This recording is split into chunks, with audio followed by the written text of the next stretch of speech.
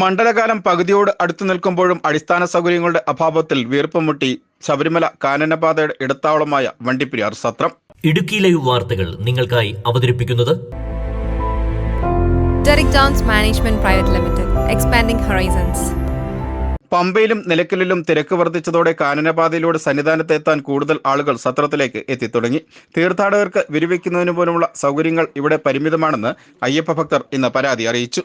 കഴിഞ്ഞ മണ്ഡലകാലത്തെ അപേക്ഷിച്ച് വണ്ടിപ്പെരിയാർ സത്രത്തിൽ ഭക്തർക്കായി വളരെ പരിമിതമായ സൗകര്യങ്ങൾ മാത്രമാണ് സത്രത്തിൽ നടത്തിയിട്ടുള്ളത്.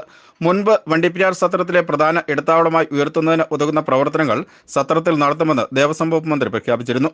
എന്നാൽ ഒന്നും നടപ്പായിട്ടുമില്ല. പമ്പയിലും നിലയ്ക്കലിലും തിരക്ക് വർദ്ധിച്ചതോടെ തീർത്ഥാടകർ കൂടുതലായി സത്രത്തിലേക്ക് എത്തിത്തുടങ്ങിയിട്ടുമുണ്ട്. വിരിവയ്ക്കുന്നതിനായി 2 ഷട്ടറുകൾ മാത്രമാണ് സത്രത്തിൽ ഒരുക്കിയിട്ടുള്ളത്. ശൗചാലയ സൗകര്യങ്ങളും പരിമിതമാണ്. ദേവസ്വം ബോർഡിന്റെ ശൗചാലയങ്ങൾ ഇതുവരെ തുറന്നുപോലും നൽകിയിട്ടില്ല. സത്രത്തിൽ ഒരുക്കിയിരിക്കുന്ന ക്രമീകരണങ്ങളിൽ അയ്യപ്പ ഭക്തർ ഇന്ന് അതൃപ്തി രേഖപ്പെടുത്തി. ഞങ്ങൾ കോഴിക്കോട് നിന്നുള്ള സ്വാമിമാരാണ്. ഞങ്ങൾ ഇന്നലെ തിരിച്ചതാണ്.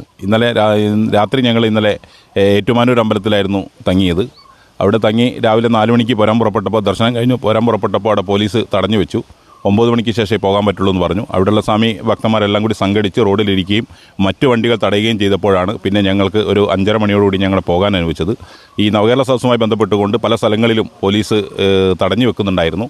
പമ്പയിൽ വലിയ തിരക്കാണെന്ന് മനസ്സിലാക്കിയ അടിസ്ഥാനത്തിൽ, നിലയ്ക്കലും ഭയങ്കര തിരക്കാണെന്ന് മനസ്സിലാക്കിയ അടിസ്ഥാനത്തിലാണ് ഞങ്ങൾ പുൽമേട്ടിലേക്ക് ഇങ്ങോട്ട് തിരിച്ചപ്പം ഇവിടെ എത്താനായ സമയത്താണ് ആ നവകേരള സദസ്സിൻ്റെ നിയോജകമണ്ഡലം പരിപാടി ആ പ്രദേശത്ത് ഞങ്ങൾ കടന്നു വരുന്ന പ്രദേശത്തായിരുന്നു. അതുകൊണ്ട് പോലീസ് ഞങ്ങളെ മാറ്റി നിർത്തി സൈഡാക്കാൻ വേണ്ടി ആവശ്യപ്പെട്ടു.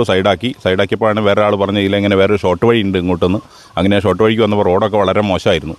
ഇവിടെ വന്നപ്പോൾ എവിടെയാണെന്ന് വെച്ചാൽ അടിസ്ഥാന സൗകര്യങ്ങളൊന്നും തന്നെയില്ല. ബാത്റൂമിൽ വെച്ചാൽ വെള്ളമില്ല, വിരിവെക്കുന്നതിന് ആ റൂമിന് വാതിലില്ല, കറണ്ടില്ല, അടിസ്ഥാന സൗകര്യങ്ങളൊന്നും തന്നെയില്ല. എല്ലാ വർഷവും ഇത് വർദ്ധിപ്പിക്കുമെന്ന് പറയുന്നതല്ലാതെ യാതൊരു വർധനയും നടത്തുന്നില്ല, അല്ലെങ്കിൽ നല്ലൊരു മെച്ചപ്പെട്ട അടിസ്ഥാന സൗകര്യങ്ങൾ വർദ്ധിക്കുന്നില്ല എന്നുള്ളതാണ് ശബരിമലയെ സംബന്ധിച്ചിടത്തോളം വിഷയം. ഇപ്പോൾ പല ഭക്തരും പല വഴിക്ക് തിരിച്ചു പോകുന്ന കാഴ്ചയാണ് നമ്മൾ കണ്ടുകൊണ്ടിരിക്കുന്നത്. ഇവിടേക്ക് ആളുകൾ ഭക്തരെ എങ്ങനെയൊക്കെ വരാതിരിക്കാൻ സാധിക്കും എന്ന രീതിയിലുള്ള ഒരു സെർച്ചിങ് ഗവൺമെൻറ് തലത്തിലോ അല്ലെങ്കിൽ ബോർഡിൻ്റെ തലത്തിലോ ഉണ്ടാവുന്നു എന്ന് നമ്മൾ സംശയിക്കുകയാണ്. ഒരു ഗൂഢാലോചനയുടെ ഭാഗമാണോ എന്ന് പോലും സംശയിക്കപ്പെടുന്നു. ശൗചാലയങ്ങളുണ്ട് എന്നല്ലാതെ അവിടേക്ക് ആവശ്യമായ വെള്ളം ഇപ്പോൾ നിങ്ങൾക്ക് പോയാൽ കാണാം, പൈപ്പിൽ വെള്ളം വരാത്തൊരവസ്ഥയുള്ളത്. അതുപോലെ തന്നെ ഞങ്ങൾ വിരിവെക്കാനുള്ള സൗകര്യം, അതിന് റൂമില്ല, അതിൽ കറണ്ടില്ല, കറണ്ടൊക്കെ വലിച്ചതായി കാണുന്നുണ്ട്, കറണ്ട് കാണുന്നില്ല. അങ്ങനെയുള്ള സംവിധാനം ഇപ്പം നിലവിലുള്ളത്. പൂട്ടിക്കിടക്കുന്നുമുണ്ട്. അതേസമയം സത്രത്തെ പ്രധാന ഇടത്താവളം ആക്കുമെന്ന പഴയ പ്രഖ്യാപനം വീണ്ടും ആവർത്തിക്കുകയാണ് ദേവസ്വം വകുപ്പ് മന്ത്രി കെ രാധാകൃഷ്ണൻ. ഇതുവരെ 24,373 പേരാണ് വണ്ടിപ്പെരിയാർ സത്രം വഴി കാൽനടയായി സന്നിധാനത്തേക്ക് എത്തിയത്.